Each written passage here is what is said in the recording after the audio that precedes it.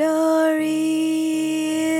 are two sides of a coin.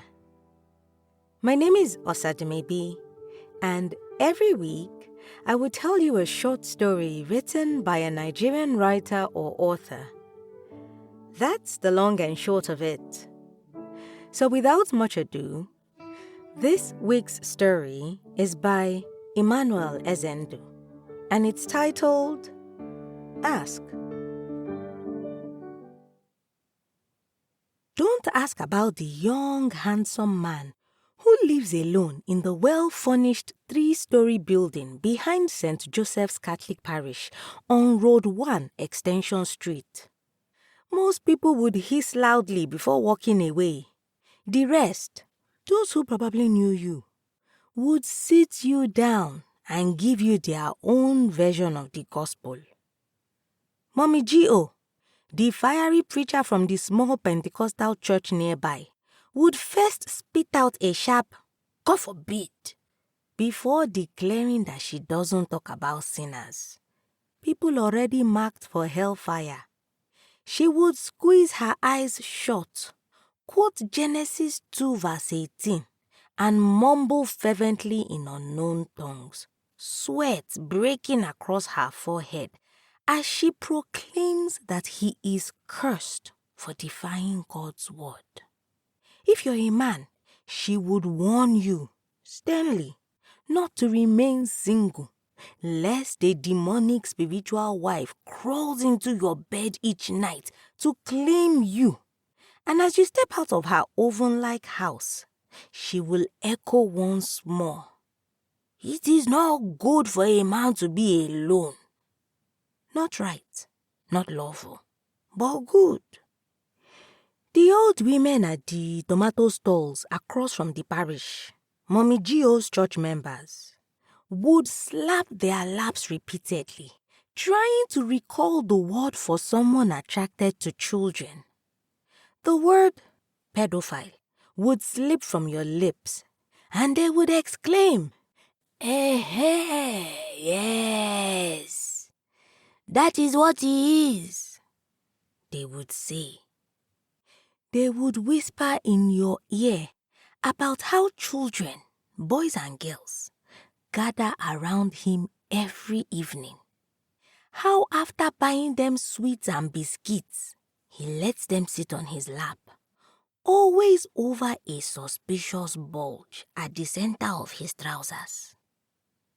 If you are a man, they would shake their heads at you, saying there are many women out there waiting for a fine man like you. If of course you have a fine face. Why ignore them? They would ask, why commit the great sin of lusting after children, eh? And before you leave, they will remind you that a man's crown is a woman. But they will say nothing about their own pride.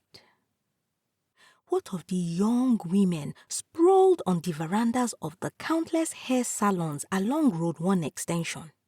The ones that never close, even on Sundays. They will tell you he is gay. Not normal. They would recall how he stops beside them in his Range Rover, only to pick up men, ignoring them like they don't exist.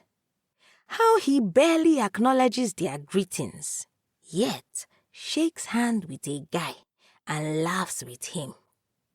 How his homilies harp more on female dressing than male attire.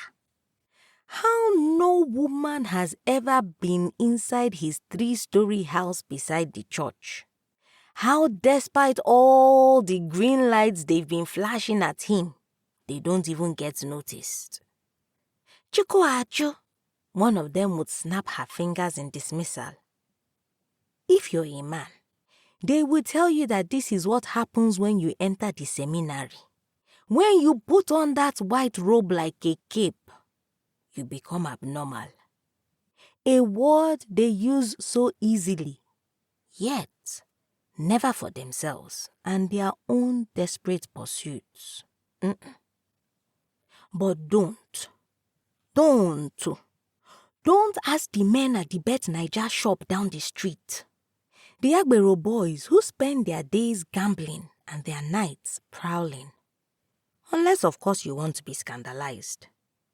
They would tell you it is impossible for a man like him to live alone. Someone must be there making him a man under tight skirts. Otherwise, why would he lock his doors every time he's home? Celibacy? They would turn their heads sideways, sticking out their tongues in mockery.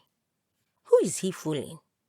They've seen the previous owners of that house, priests or not, sleeping around. Why is he any different? But this one was stingy. He wasn't even slipping naira notes into their girlfriends' palms after using them. That's what made them bitter. That's why their fists clench, their jaws tighten, and their eyes burn with resentment. They only prayed for one thing, to catch him slipping, just once, so they could play the blackmail game. Those ones were the worst. If you're a man, they would first ask you if you were a virgin. God help you if you say yes. They would curse your life, your manhood, asking if you were blind to the endless nyash swaying before you every day. And as they boast about all the nyash they have conquered on wooden beds that now threaten to break, you might wonder if nyash was a gender or an alien species that God forgot to tell you about. Your stomach would churn when you notice wedding rings on some of their fingers. However, if after hearing all this, you finally gather the courage to ask the young, handsome man himself, the one who lives alone in the well-furnished 3-story building behind St. Joseph's Catholic Church, you will be surprised, because he is a Catholic priest. And by then, at least half the confused boxes in your head will have been cleared. As for the rest, he will invite you into his home, the place they call a rectory. It will be a hot Sunday afternoon when he should be resting after 3 hectic masses. Yet, he will sit you down, his face calm, and when you tell him everything you've heard, his rhythmic laughter will ring out like music from a stereo, loud but melodic. So loud you will wonder if the house might crumble. And when you finally ask what is so funny, he will begin to speak. Mommy Gio, he will smirk. She was once the Catholic Women's Organization president. He will tell you how, from the day he was posted here, she wanted him for herself instead of God. How she came to confession one day, not for absolution, but to offer herself as his paramour, promising to take care of him financially. And when he rejected her, she stormed out, leaving the church to start her own. At this, you will recall the young men in her house, the ones she calls prayer warriors, who are neither her sons nor her relations. She, of course, has no husband. As for the old women at the tomato stalls, he will laugh again. Those same women who left their starving husbands at home just to bring him food and envelopes stuffed with money. When he turned them down, they joined hands to make life hell for him in the parish. And when he finally fought back, they all left the church, calling it a scam. But even today, they still send their daughters. Then he would gesture toward the window, and you will see a young girl standing outside in a tight, short dress, a flask in her hands. You will shudder, and he will laugh once more. The young ladies, they were the least of his problems. Hadn't they come here at odd hours, one by one, only to be chased away by his small dogs? Now, to the men at the Bet Naija shop, his own parishioners, his CMO members, his mass servers, he wasn't surprised by their gossip. He will stand and invite you to his room. Come, he will say, see for yourself. He won't care if you're a young lady. And when you step inside, you will see nothing but an altar, a cross, the Blessed Sacrament. No hidden woman, no scandal. Just him and his God. Then he will do something unexpected. He will offer you a room. Stay for some day if you want, so that you can see if anyone pops out from nowhere to make him a man. His there, his composure, his confidence. Something most Owerri men never had in their eyes. Despite your beauty, despite you sitting in his parlor, his steez will never drop. His manhood will not fly out searching for where to dig in. That, right there, is respect for a woman at its peak. And when all your boxes are finally cleared, you will ask him, why? Why did you choose this life when a lucky woman could have had you? And he will stand, smile, the most beautiful smile you have ever seen. And then he will climb back upstairs.